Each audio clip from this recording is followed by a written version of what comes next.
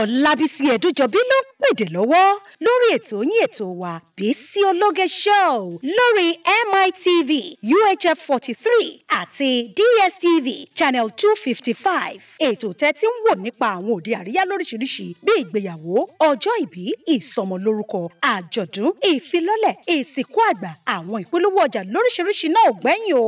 Aago 8 sí 9 alẹ́ ní gbogbo ọjọ́ ìsinmi lẹ́ẹ̀ máa bá ọmọ yín pàdé láwọn òde àríyá ti ilẹ̀ yìí àtòkè òkun lóríṣiríṣi lórí MITV. Fún ìpolówó ọjà yín ẹ pè sórí 0803 329 1869 àti 0812 158 4400 tàbí sórí ímeèlì wa bisiologe@yahoo.com. Bó sì jẹ́ lórí wẹ́bsáìtì wa www.bisiologeshow.com. Bísí Ológe ló ń pèdè lórí tẹlifíṣàn. Bísí Ológe mo lójú lọ́rọ̀ wà.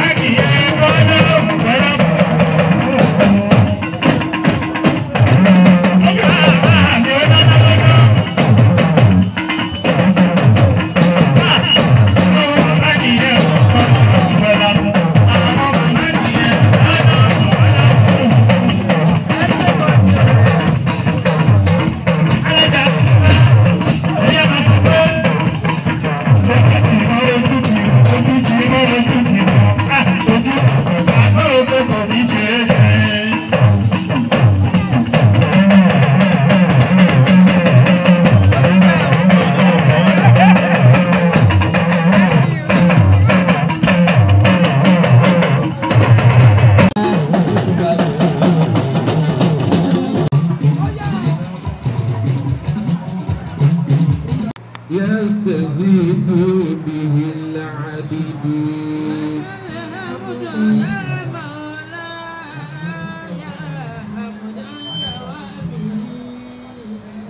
الحمد أبدا يستزيد به العبد